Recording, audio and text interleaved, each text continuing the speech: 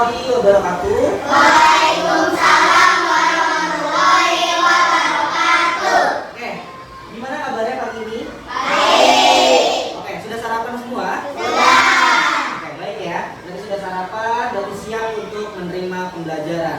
Oke, kita untuk lebih semangat lagi di hari ini, kita akan belajar menggunakan aplikasi Canva yang ada di handphone kalian masing-masing. Belajar menggunakan Canva, kita harus semangat dulu nih. Ayo, Bapak punya tepukan, tepuk 1 sampai 5. Kalian sudah tahu? Tahu. Oke, kita akan coba. Tepuk 1, tepuk 2, tepuk 3, tepuk 4, tepuk 5, tepuk fokus.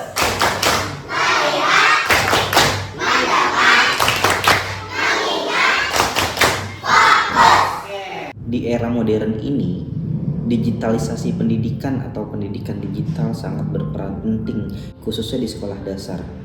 Transformasi suatu pembelajaran yang memang harusnya kita sebagai pendidik itu sudah mengubah pola-pola lama menjadi pola-pola yang lebih modern, terutama dalam pemanfaatan teknologi yang memang semakin berkembang. Di era sekarang juga, teknologi itu punya peran yang sangat fleksibel dalam memperoleh pembelajaran yang lebih efektif dibandingkan dengan pola-pola lama yang sifatnya konvensional. Maka dari itu, di sini adalah peran kita gitu untuk menanamkan nilai-nilai atau memberikan pemahaman secara mendasar terkait dengan pengenalan apa itu teknologi dan bagaimana pemanfaatannya. Terlebih dengan adanya kurikulum merdeka ini yang saya bilang tadi, pembelajaran akan semakin fleksibel. Di era Merdeka Belajar, kebijakan yang diluncurkan oleh Kemendikbudristikdikti ini mendorong agar kita semua dapat membangun kolaborasi, terutama dengan perkembangan teknologi yang ada. Salah satunya adalah memanfaatkan fasilitas digital yang dapat digunakan sebagai sumber belajar, sarana belajar, serta dapat mengakses informasi yang akan membantu kita dalam meningkatkan kualitas pembelajarannya. Dan saya rasa anak-anak sekolah dasar itu harus sudah tahu memang fungsi dari adanya teknologi itu untuk apa, seperti handphone, laptop, dan lain-lain gitu. Jadi mereka itu tidak menganggap bahwa fungsi handphone adalah sekedar untuk bermain sosial media atau game, tapi kita kembalikan kepada fungsi awalnya untuk mendapatkan informasi yang cepat. Itu teknologi dan internet punya peran yang sangat penting. Bahkan banyak sekali fitur-fitur aplikasi yang dapat membantu mereka meningkatkan kreativitasnya.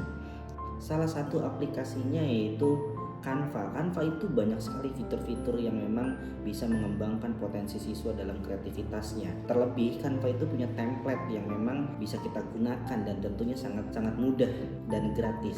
Memang ada yang berbayar, tetapi gratis pun itu juga masih bisa kita gunakan. Dalam konteks pembelajaran bahasa Indonesia misalnya, kita bisa menerapkan pembelajaran bahasa Indonesia menggunakan pengaplikasian dengan aplikasi Canva. Contohnya membuat poster atau iklan. Canva itu punya template terkait dengan iklan, promosi, ya sampai akhirnya mereka nanti tinggal mengubah aja sesuai dengan tema yang akan mereka buat. Jadi gitu. Nah, secara praktiknya nanti kita coba bisa lihat. Sebagai fungsi dari teknologi, sebetulnya anak-anak juga punya hak untuk melakukan kesenangan dia dalam menggunakan handphone dan lain-lain. Contohnya seperti bermain sosial media, TikTok dan lain-lain. Kadang kita sebagai pendidik itu memberikan batasan kepada anak sampai akhirnya mereka tuh kehilangan eksplorasi kreatifnya. Dan menurut saya sesekali kita harus memberikan ruang itu untuk anak bisa berekspresi walaupun hanya sekedar membuat TikTok, karena itu juga bagian dari fasilitas dan pemanfaatan teknologi. Dari situ baru kita bisa mengarahkan fungsi